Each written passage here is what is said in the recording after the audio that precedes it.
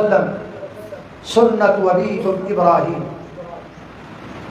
ہم اللہ کریم کا شکریہ ادا کرتے ہیں اس بات پر کہ اللہ سبحانہ و تعالی نے مجھے اور آپ کو مسلمان پیدا کیا، اور پھر ہم اللہ پاک کا شکریہ ادا کرتے ہیں اس بات پر کہ مسلمان ہونے کے بعد اللہ نے ہمیں امت محمدیہ سے پیدا کیا، اور پھر ہم اللہ سبحانہ و تعالی کا شکریہ ادا کرتے ہیں اس بات پر کہ اللہ سبحانہ و تعالی نے ہمیں اپنے گھر کی حاضری کے لیے یہاں جمع فرمایا۔ میرے محترم بھائیوں، آج کا دن بڑا ہی عظیم الشان دن ہے، اور یہ دن یادگار ہے سیدنا حضرت ابراہیم علیہ السلام کی وہ عظیم الشان واقعہ کہ جب حضرت ابراہیم علیہ السلام خواب میں دیکھتے ہیں کہ وہ اپنے بیٹے کی گردن پر چھری چلا رہے ہیں، اور اپنے بیٹے کو اپنے پاس بلایا اور بلا کر فرمانے لگے انی ارا فی المنام انی اذبحک فانظر ماذا تری۔ اے میرے بیٹے، میں نے خواب دیکھا، خواب میں میں تمہیں ذبح کر رہا ہوں، ماذا تری، تیرا ارادہ کیا ہے؟ ارادہ پوچھنے کا مطلب یہ نہیں تھا بیٹا ہاں کرے گا تو ہاں ہے، نہ کرے گا تو نہ ہے، یہ مطلب نہیں تھا۔ بیٹے سے پوچھنے کا مطلب یہ تھا کہ میں دیکھوں کہ میرے بیٹے کی جائیں ہیں وہ موجود ہیں یا نہیں موجود ہیں۔ تو بیٹے نے آگے سے جواب دیا یا ابت افعل ما تؤمر، اے میرے ابا جان، آپ کو جو حکم ملا ہے وہ کر گزریے، انشاء اللہ من الصابرین، آپ دیکھیں گے اللہ نے چاہا تو میں صبر کرنے والوں میں سے ہوگا۔ آج کے دن ہمارا حال یہ ہے، بزرگوار بوڑھا باپ یا بوڑھی ماں ہم سے 500 روپے کا سوال کر لے، 1000 روپے کا سوال کر لے تو ہمارے ماتھے پہ شکن پڑ جاتا ہے۔ ہم اپنی جیب سے 1000 روپیہ نکالنے کے لیے 1000 بار سوچتے ہیں۔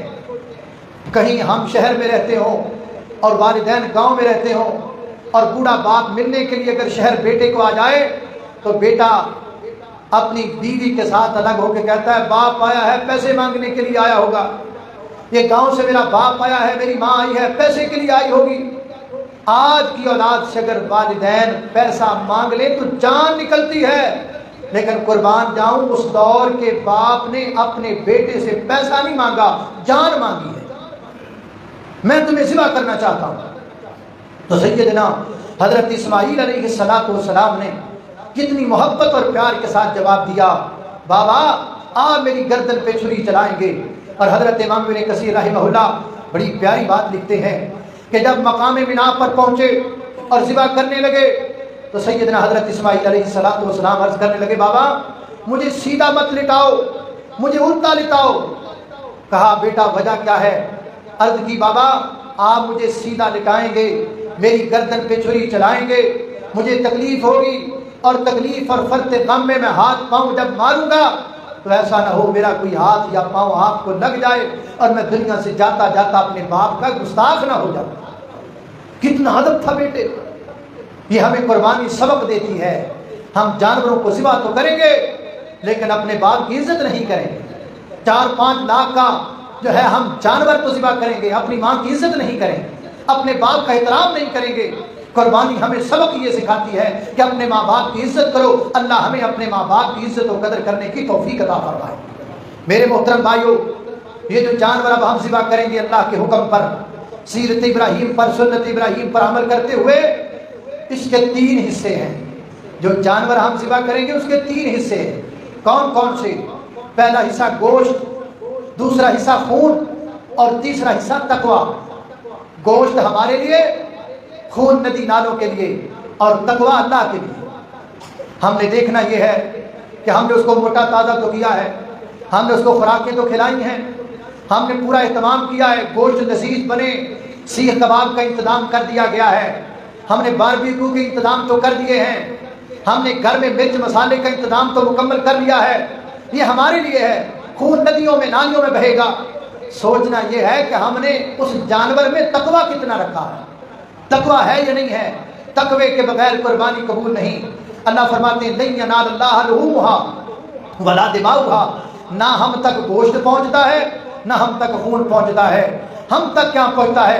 فرمایا ولکن ینالہ التقوی منکم، ہم تک تو تمہارا تقوی پہنچتا ہے۔ ہم یہ دیکھتے ہیں کہ ذبح کرنے والے کے دل میں ہمارا ڈر کتنا ہے۔ ہم یہ دیکھتے ہیں کہ یہ گردن کی، یہ جانور کی گردن پہ تو چھری چلا رہا ہے، اپنی ناجائز خواہشات پر بھی چلاتا ہے یا نہیں چلاتا ہے۔ ہم یہ دیکھنا چاہتے ہیں کہ اس نے جو جانور ذبح کیا ہے یہ جانور حلال کے پیسوں کا ہے یا حرام کے پیسوں کا ہے۔ ہم تو یہ دیکھنا چاہتے ہیں کہ یہ جو ہمارا حکم مان کر جانور ذبح کرتا ہے وہ ہمارا حکم مان کر نماز بھی پڑھتا ہے کہ نہیں پڑھتا۔ جو ہمارا حکم مان کر جانور کی گردن پہ چھری چلاتا ہے، کیا وہ انسان ہمارے لیے ہمارے سامنے سر بھی جھکاتا ہے کہ نہیں جھکاتا؟ تقوی کے بغیر آپ کی قربانی قبول نہیں ہے۔ اس لیے تقوی پیدا کیجئے۔ سیدنا حضرت آدم علیہ السلام کے دو بیٹوں نے قربانی کی، ایک کی قبول ہو گئی ایک کی رد ہو گئی، اور جس کی قبول ہوئی کیوں ہوئی؟ اسی لیے ہوئی کہ اس کے پاس تقوی تھا۔ انما یتقبل اللہ من المتقین، اللہ کریم صرف متقین لوگوں کی قربانی پسند کرتا ہے۔ اور تقوی کا بہترین شارٹ کٹ معنی جو آپ میں سے ہر بندے کی سمجھ میں آ جائے اور بات بھی ختم ہو جائے وہ یہ ہے، ایک عربی شاعر نے کہا ہے خل الذنوب صغیرہا و کبیرہا ذاک التقی، چھوٹے اور بڑے گناہ کو چھوڑ دینا یہ تقوی ہے۔ انسان ہر چھوٹا گناہ چھوڑ دے، ہر بڑا گناہ چھوڑ دے، یہ تقوی ہے۔ میں سوچوں میں گناہ چھوڑتا ہوں کہ نہیں چھوڑتا، میں سوچوں میں برائی چھوڑتا ہوں کہ نہیں چھوڑتا۔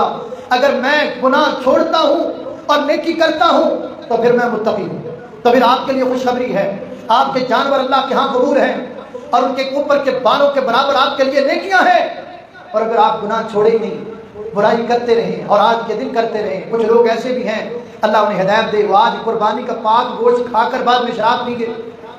کچھ لوگ آج ایسے بھی ہوں گے اور وہ بھی کہیں گے ہم سنت ابراہیمی پر عمل کر رہے ہیں، وہ بھی کہیں گے ہم مسلمان ہیں، ہم متقی ہیں۔ ایسے متقی نہیں ہوتے۔ متقی وہ ہوتا ہے جو ہر چھوٹے گناہ کو بھی چھوڑ دے، ہر بڑے گناہ کو بھی چھوڑ دے۔ اللہ کریم ہمیں توفیق دے کہ ہم ہر چھوٹا اور بڑا گناہ چھوڑ کر اللہ کی رضا کے لیے، اللہ کو راضی کرنے کے لیے، خالق کائنات کی ذات کو راضی کرنے کے لیے اپنے دل میں تقوی پیدا کریں۔ یہ دنیا عارضی ہے، یہ دنیا آپ دیکھ نہیں رہے، دنیا کے حالات آپ کو نظر نہیں آ رہے۔ حالات تو دنیا کے یہ ہیں، کچھ پیسے کمانے کے لیے ڈوب رہے ہیں، کچھ پیسے لگا کے ڈوب رہے ہیں۔ اور یہ بھی عبرت ہے، اگر اللہ پاک نے آپ کی موت 7 سمندروں کے نیچے لکھی ہے تو آپ اپنی جیب سے 7 کروڑ روپیہ خرچ کر کے بھی وہاں پہنچ جائیں گے۔ موت سے آپ نہیں بچ سکتے۔ اس لیے ضرورت اس عمر کی ہے کہ ہم تقوی جمع کریں، ہمارے پاس نیکیوں کے انبار ہوں جو اللہ سبحانہ و تعالیٰ کی بارگاہ میں قابل قبول ہو جائیں۔